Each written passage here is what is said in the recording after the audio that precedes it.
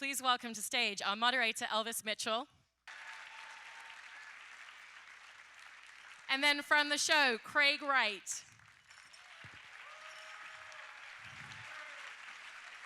Mel Dandridge.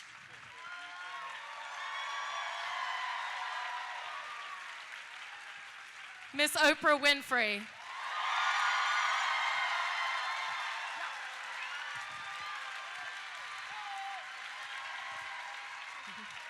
Lynn Whitfield.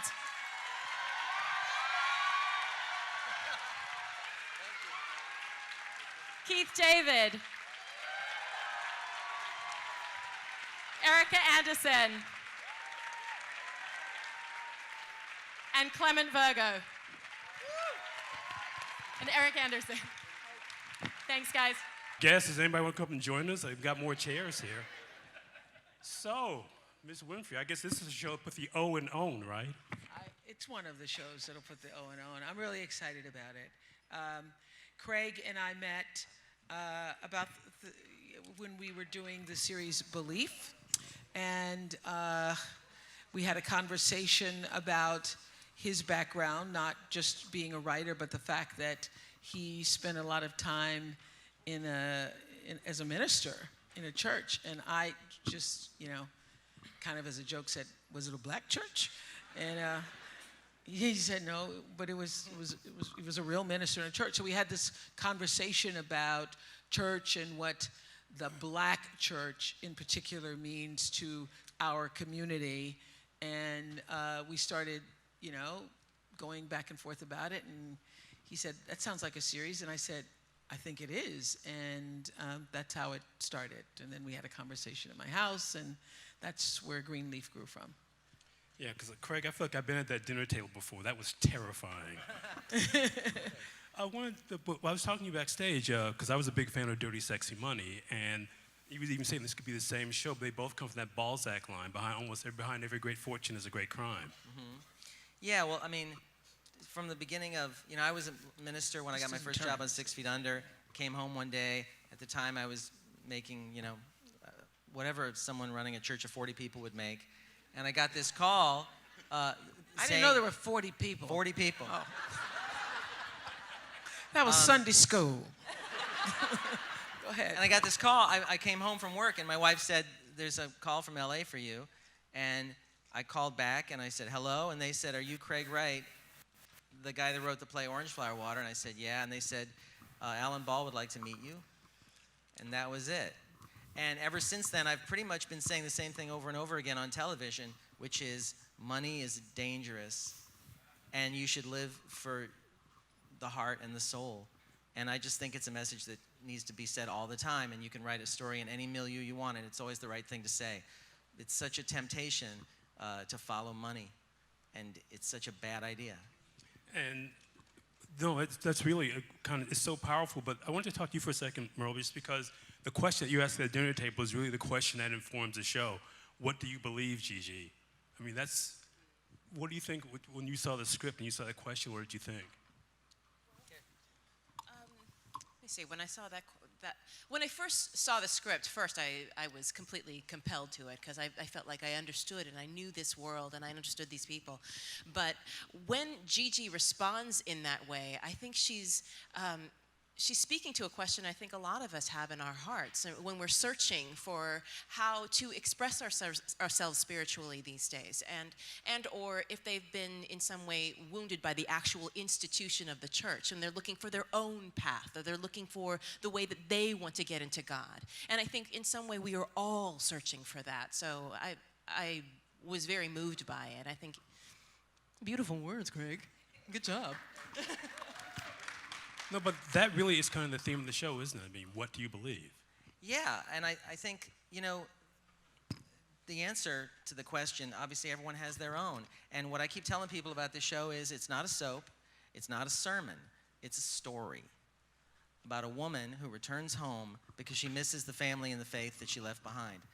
It doesn't purport to be a portrait of any specific church or any specific community. It's a story about a lost faith and attempt to get it back by setting things right, and about all the challenges and obstacles that come in your way when you try to fix the system. Well, Clement, let me ask you, because I thought one of the coolest things I mentioned to you outside was you gave Oprah an entrance in the show. Talk about setting that up. Well, you know, as a filmmaker, I remember when I first met Oprah, I said to her, how do you like to work with your director? She said, well, you know, you tell me what to do, and I'll do it. So I knew that it was a great opportunity to kind of give her a kind of a movie star entrance. It was key, because I knew that everyone would be expecting that and waiting for her to show up on screen. So, you know, I wanted to tease it out, and then, bam, we see her on screen. And, you know, and when you see her, it's like, yes, everyone applauded, obviously, but it was great. But no, you really build to it. And the thing that I think is really interesting about the show is that it's a really big emotional story, and just trying to keep all those tones playing at once, because some of it is funny, but it's funny because it's so horrifying. Just making all those tones play. How much time did you get to work with the cast before you guys got going? Well, you know, I didn't have a lot of time. I went to Atlanta. I got the job.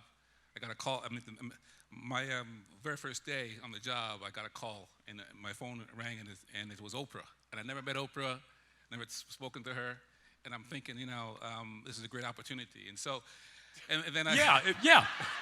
This is a great opportunity. Yeah. You know what I mean? Tell him what I said. Tell him what I said. She Where said, were you? you know what? There was this house that I read Craig's script, and there was this house in the story. And I saw this house that they'd picked, and it wasn't the house that I thought. And she said, and Oprah said to me, what do you think of the house? And I said, I hate that house. I hate the house. And she said, I hate that house too. And then I said, look, you know, give me some time. I want to find you the right house, because that's not the house that I saw. And then we searched around, and I found this house, and I videotaped it on my phone, and I sent it off to Oprah. No, what you said was, you said... Yes, Oprah, what did he say? He Please. said, I said, how do you like, because I didn't like the house. The original house that was found, I didn't like. We now are using the house as the school. The house has become the school. So I said... Yes, I remember what I said now. Do you remember what you said? I said it was adequate. And I said, I hate the word adequate. Adequate is just so mediocre. It's so adequate. Adequate? Who wants an adequate house? Yeah. Do you want to live in an adequate house? I'm okay with adequate. I live in America. But anyway.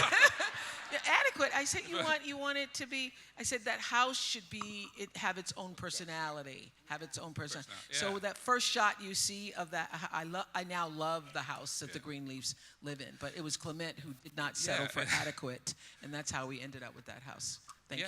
We found the house. I sent it off to Oprah, and I remember I was about to go to the gym, and my phone rang, and I knew it was Oprah, and I thought, oh man, she just saw the house. And I said, hi, hello. She said, bam, bam. We got the house. I love it. Yeah.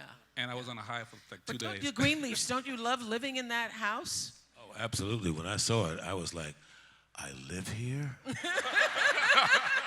Yes. And I'm a collector of lions, and outside of the house, there is like a circle of lions and horses. And I was like, I love this house. I want to live here. And we do. Yeah. So it was great. It was fantastic. Yeah, I mean, I think the house is a character in the story. And it was important that we located, the audience had to know right away that this is a prosperous family, that they're rich, and that they have class. And the house just tells us right away. Yeah, the house actually in some ways tells us what's wrong with them too. I mean, this house kind of owns them in some ways, doesn't it? I think the house is like a big, important character in the story. Yeah, I agree. Yeah. Well, Lynn, tell me what you thought when you saw the script, because she's kind of Lady Macbeth, isn't she? Well, when I saw the script, and then they said, well, Craig Wright wants to talk to you, and he said, well, you know, we're really interested in you for this. And I said, well, I don't know why, because there's nothing there too much. I didn't know who Lady May was from what I saw. And he said, no, don't worry about it. He read a scene from episodes to come. And I said, oh, I see why you want me to do it. And he said, and Oprah loves you and wants you to do it. You were the only person I wanted to do it. Is that true? Craig, is that not true? Isn't that an honor? That's only such an person honor. I thought about. Oh, say it again. Only person I thought about. The only one. So my point to the answer that there was not much there is you haven't seen what happens, but what Craig promised me and what Clement promised me, who's boots on the ground every day, and what Oprah was that we would explore and it would be collaborative. And so I'm discovering who she is in every episode, and it's very exciting. But what I loved was that this story we've not seen on television. That's what I was saying to you when we were sitting What there. I loved was that this was not a story, though, you know, there is something mentioned about race, was that it was not about racial problems or financial difficulty. These people had to the people you just met have to deal with themselves and their lives and their problems. And I just loved that it was so eloquently written and the setting and everything. And this lady loved the story and was behind it and believed in it. To speak about belief and how you wore through getting to the truth. Well, Lynn, I guess that means you're not adequate. You're a little bit better than that. Yeah. Far more than adequate, yeah. Well, let me ask you, Phenomenal. Keith, because I wonder what you thought of Bishop, because, I mean, he's a really big character who loves to read people. He can basically read any situation he walks into a room. Having in my own life wanting to be a minister at one point in my life, I was immediately fascinated. What I loved the most about him, and there's a Bishop Wright who I consulted in Memphis. And I talked to him about how Bishop is always able to use scripture to manipulate whatever he wants, And he said, "Oh, I'm the one you want to talk to because I know how to do that." And I was like, it works both ways. There's that wonderful time when the minister can speak to you and he'll quote some scripture and you go, oh, and your life has changed in a wonderful way. And then there's that time when he uses scripture and you kind of go, he just manipulated me. And he has that way of doing that I think is marvelous because, the preacher is just a man with all the frailties that humans have. And we see that in this story with Bishop. He falls short of, a few times of a lot of things in his family and in the church. But inherently, I think he's a good person. What was it like going on the stage at that super church? Because my heart sort of stopped when you walked out there. Well, the same Bishop Wright, the Sunday that I went to visit him, I went for the pastor's anniversary. It was his birthday. And he introduced me, and I said, thank you, something. Sunday morning, before I had to leave, I went to the 8 o'clock service, and he said, I got a visitor here from Hollywood. Keith, come on up here. And he said, and there I was standing there with no script. And wow, I'm telling you, the pressure, my heart was like, so I said, well, thank you, Bishop, and I will be back. Thank you very much. So it wouldn't get me, but it made me profoundly understand how well they have to know the Bible, how well they have to be able to read people, and how clear they have to be in their own head about where they want to go in a story, how to turn it around to bring it to some significance to your life today. And there are some people, and this Bishop Wright being one of them, who can do it marvelously. Just take a passage and make it significant for right now, for your life now. And it's not the Bible back then, the Bible now. So that is fascinating. Yeah, because I have to ask you about this, Oprah. This thing I've noticed in so many things you produce is you like a really epic emotional story. That matters to you almost more than just hitting plot points, doesn't it? Where does that come from for you? Well, because I believe that what we all love is a good story. Whether it's your friend telling you or your mother telling you, we all love a good story. And a story that, I mean, I learned this years ago on the Oprah show. In order to truly move people, you got to connect to their heart and to their emotions. So I'm all about, you know, my real role on earth is to lift the consciousness, to use the platform of television, my work in the magazine, Oprah magazine. Sorry, what was the magazine again? I didn't quite get that. There's a magazine called Oprah. But my work, and all of my work is all about the same thing. It's about showing people new ways of seeing themselves and seeing the problems and flaws and dysfunctions that we all have, and shining a little light on that, being able to lift that just enough that you can see yourself in that. So the idea of bringing light, the light of awareness, the light of consciousness to the work is what I'm always striving for, no matter what I'm doing. It is. Thank you. Thank you. Man. Thank you for that. No, because I guess, let me ask you, Erica, when you came on the show, what was your take on all this? Because I guess it's kind of emotion by the time you came on, right? Well, yes, I came on sort of at the beginning after the show had gotten the green light. And what really drew me to the material was, of course, Craig's wonderful writing, but also as a Christian myself, someone who grows up in the church and who, you know, currently goes to church, really an honest depiction of what church life is like and what the church is behind the scene as well as on the stage on Sunday morning. So it really just gave you sort of the whole scope of what it was like to go to a mega church. So that's why I was drawn to the material. Which we did on purpose. You know, Craig and I talked about this.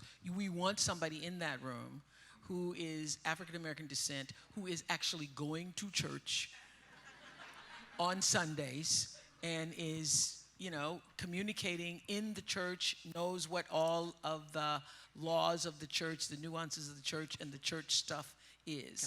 Can I speak to that for 1 second? Yeah. The day that Oprah and I shook hands and sort of finally decided we were going to do it, I walked directly across Santa Monica Boulevard. Right across the street from the OWN building is a tattoo parlor, and I got 2 tattoos that day. Immediately that day, it's this arrow right here, and this one here, and this one is for meeting people, and this one is for the writing. And I just vowed that day that my job on the show was not a traditional showrunner creator job. My job was to be a nexus point where I could meet people and ask them questions and be a learner and take it in and send it out and then look at them and go, like that? And then they would go, well, yes, but no. And then I go, okay, let's do it again. And it has been such a treasure as an experience to work as a writer, but in such a collaborative way. Every actor, I hear from them every time I write a script. Every time they have ideas, I swear to God, they're always better than what I was going to do. The network, the studio, I'm just like the place where the show swirls around and then sends itself out again, and I feel tremendously lucky to be part of that process. Well, please. May I just add this too? It's a great process because we don't all agree all the time. And I remember one time Craig and I were in a heated discussion, and Craig said, listen, you know, one of the things I've learned, which is such a beautiful thing, I know, I give you credit for it sometimes. Today I will. He says, when 3 people tell you you're drunk, I've learned to sit down. So if 3 people are telling you something's off, whether you agree or not, sit down. Sit down. I love that. Yeah. My God.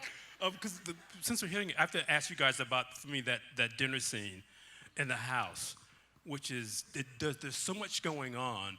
And let me start with you, Keith, when you started on that dinner scene in the house, when you're sort of running it and you're sort of not, because we know who's really running it. What did you guys think as you were playing that scene out? I thought, well, this is kind of epic, and especially to start with. And it was fraught. I mean, from the when you first read it, this conversation is fraught with a whole lot of stuff, and the way you know, Craig had us read it around, and then when we started shooting it, you suddenly began to get what it was fraught with, because the relationships began to reveal themselves. And what's amazing about that scene was that was the very first day of shooting. Really? That was was the a first- baptism of fire. It was baptism by fire, and so First scene, first day. first scene, first day. So all the actors were just learning each other. So it was, as a director, suddenly, okay, you have 11, 10 people around this table that don't really know each other and try to figure out. So I use that sort of that tension of all these people trying to feel each other out in the scene. I mean, and for me, it was all started with Merle, with Grace, because if you don't feel her, because she's our access point to the story. When we see her in that car and she's coming up to that house, if you don't feel her and with her, we don't have a series. And I think from that dinner scene, you're with her. Merle, do you want to talk about that? Because I saw you sort of sit up straight when you were thinking about it. I have a very visceral reaction when I see that scene, because especially in the very beginning, figuring out who Grace was, how she was going to come into this world. And Craig and I talked a lot about it because I was so uncomfortable with all the doing to her, all the talking at her, all the experiencing at her, and just being and taking it in.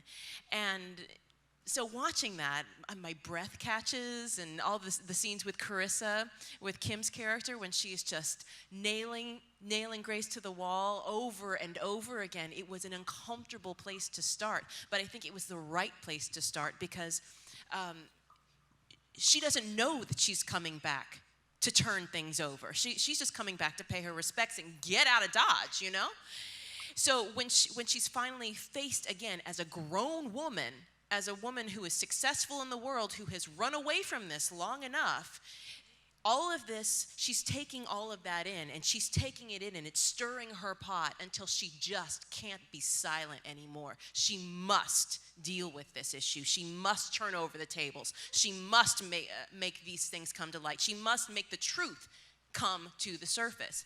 And starting with that scene was difficult, but it was integral in my finding the path of Grace, ultimately. And as a filmmaker, director, when you read a kind of 12-page scene in a script, it's quite daunting, to think, okay, how am I going to make this cinematic and interesting? And I remember when I spoke to Craig when we first Skyped, I said, you've written a kind of Tennessee Williams piece. You've created Cat on a hot tin roof. With these characters. And he said after that, you're hired. Can I just say one thing that obviously Oprah and the conversations Oprah and I had gave a birth to the show, but not enough can be said about Clement Virgo and what a wonderful job he did directing this.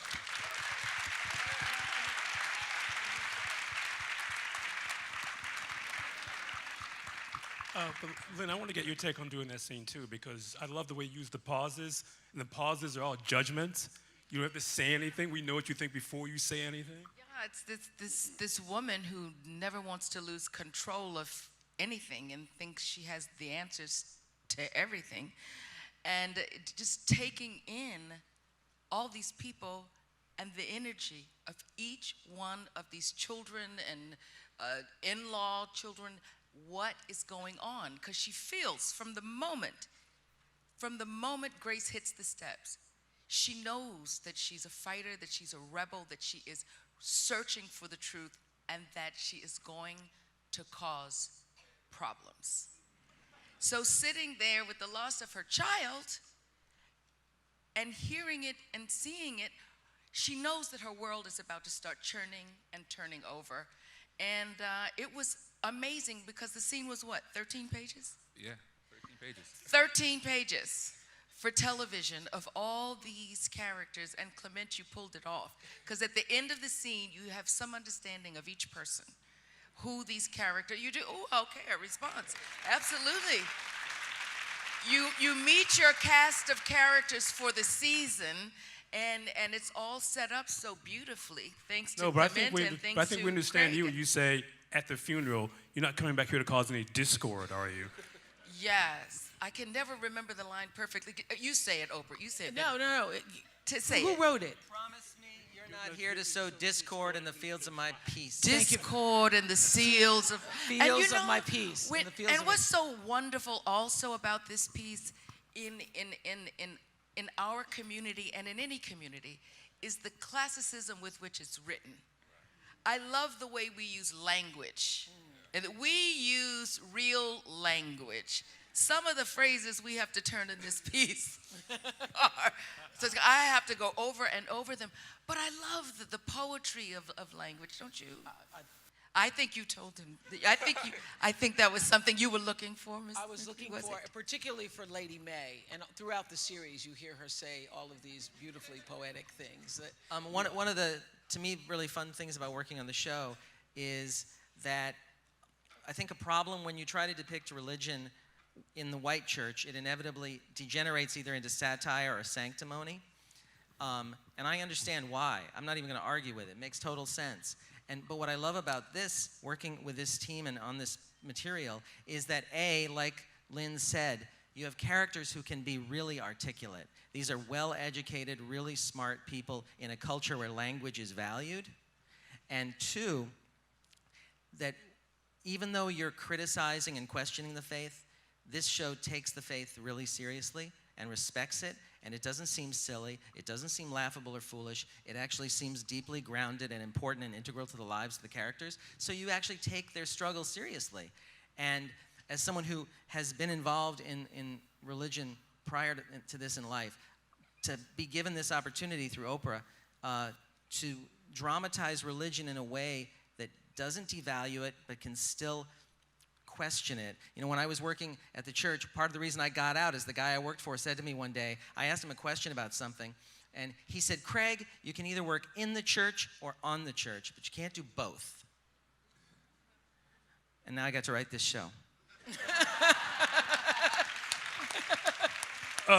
On that note, let me introduce some of the other cast members in the audience. You have Lamont Rucker, who plays Jacob Greenleaf. Please stand for us. Lamont Rucker! Kim Hawthorne. Kim, please stand up. Kim. Larissa. There you go. Larissa. Ty White, who plays Kevin. Ty. Ty. Desiree Ross, who plays Sophia. Desiree, where's she? Oh, hi, And Desiree. Lovey Simone Taylor, who plays Zora. Where are you? Lovey. And we should take a few questions from the audience. I guess our first question is from Facebook. I guess you've heard of that thing before, maybe. Hi. Hi. We're on Facebook Live right now. So this is from Prasanna from Ontario. What lessons will you take with you from this experience? Ontario, that's calling out to you, Clement. Calling out to you, Clement. To really trust your instincts. I mean, people always ask me, well, what is it like? What is Oprah like?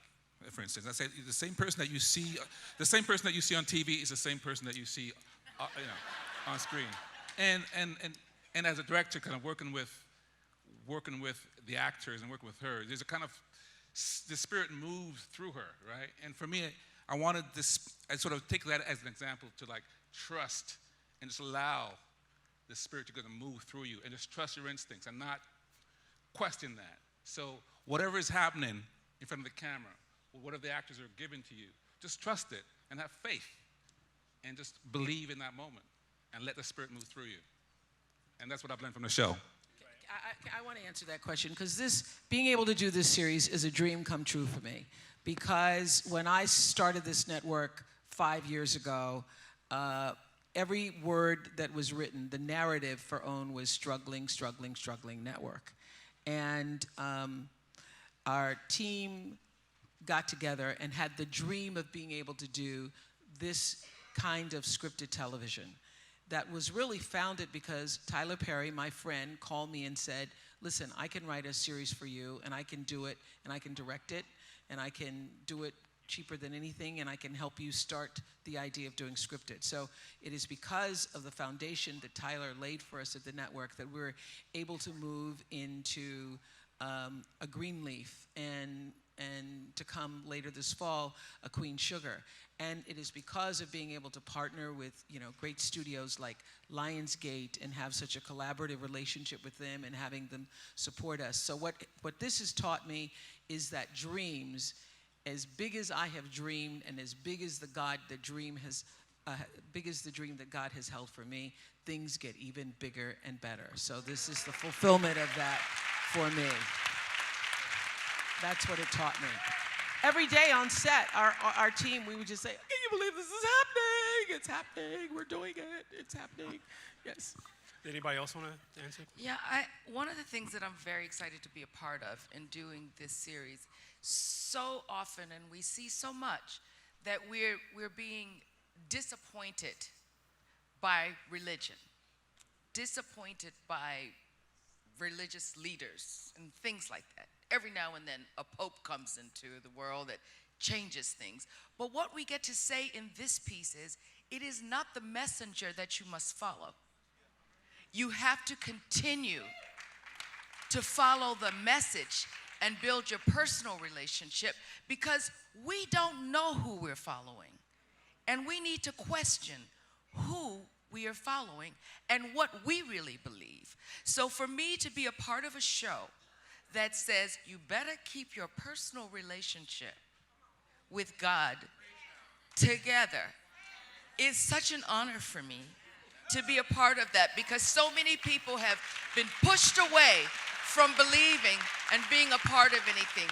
It means a lot to me.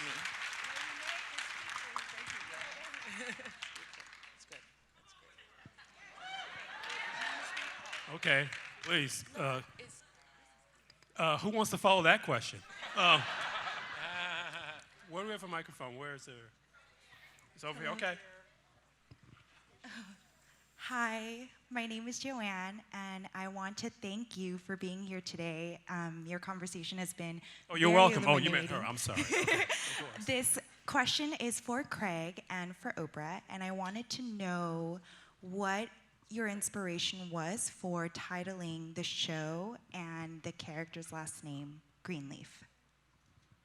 I think it's sort of multivalent, to use a rather too fancy word. But ever since, let me say it this way. I mean, because I know there are there's Bible verses that refer to if you follow money, you'll suffer. But if you follow God, you'll flourish like a green leaf. That's definitely floating around in there. Also, the notion of green as money is floating around in there. But to me, real quick, every show to me has an essential energy to it, an essential scene which the show kind of delivers every week. An example, it's like if I show you Tony Soprano killing a guy with a shovel behind the garage, and then Carmela says, Tony, you got to flip the burgers, and he's like, ugh. Like that's The Sopranos, right?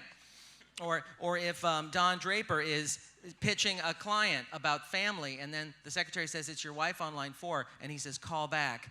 And then he continues with the pitch and cries. It's like, that's Mad Men, right? And I always felt that this show was Grace coming in with a scythe to sweep it all clean, and then the bishop stepping forward and saying, wait, look. And then you see this little 4-leaf clover, on the ground. It's like, careful. Careful what you destroy, because there's something tender and green here that wants to live. And I feel that that's what the show really is saying. Is that there's a... Did I say something funny? I didn't even know that. Oh. I just think that I think, obviously, every human system is worthy of critique. Not all are worthy of respect, but they're all worthy of critique. But I believe that the church and the synagogue and the mosque and everything else, right, is a little hole where something is leaking in from the eternal into our world, and we need to attack it, we need to criticize it, we need to question it, and we need to respect the life that is still living in it, waiting to express itself. Amen. Jalapeno. Yeah, I think I want to watch this show now. Yes. Where's the other question? Yes. Where are you? Okay. Hello. No, we have to go to the microphone. Okay. No, we have to go to. Okay. Right We here. have to wait. Right here. We'll get. Yeah. I could hear her though. Go ahead. Okay. Hello, my name is Devlin. My question is for Ms. Whitfield. I grew up in the Black Pentecostal church my entire life, very strict home. I don't necessarily go to church now, but I wanted to know, as serious as church, especially black churches, take the first lady of the church, how high esteemed that position is. What did you do in particular to prepare for this role? Well, I went to a Pentecostal church myself for about 7 years in Los Angeles, and there are first ladies that I met all over this country when I was, working as a surrogate for our president. I went to lots of churches, and the welcoming of the first lady, the grace of the first lady, the whole pomp and circumstance of every chandelier. Yes, but it brings, but you know what? And one thing I did not do is think that she was a joke or a caricature, because they're not. They are women who believe that they have to protect and take care of their institution. They have to set an example for women and all of that. They're not a joke, so I take Lady Mae very, very seriously, and try to honor the women who are trying to keep legacy going and protect their dynasty and protect God's kingdom and all of that. So I did a lot of work. I'm not calling any names, because depending on where the series goes, I am not going to have anybody coming back to talk to me about it. But First Lady, I'm not. But there are first ladies all over this country who are doing fantastic work for their communities and for women, and I sort of did a composite of it all. Did I answer your question? Yes, ma'am. Did you go to West Angeles? West Angeles was where I got saved. West Angeles was where I actually went and studied the Bible. Yeah, and so it really helped me at a time when I had kind of left all of that, and when I came back and needed so much after a divorce and after all of that and awards and all of that, and I said, okay, I tried to do all this myself and the crystal, all that. It's like, no, I need Jesus. So I will say right now that yes, that's when I went, back to church, but it's a composite. This character is a composite of many first ladies. Can I say something for a moment? I think that was one of our first conversations, Craig. I was saying, because when he said he was a minister and minister in a church, we started talking about this first lady thing. And I think for a lot of white people, y'all. And you know who you are. You know who you are, white people. You all don't have, you have first ladies. You have women who are married to the pastor, but I don't think it's taken as in the same. I mean, the first lady is not the exalted queen of all things.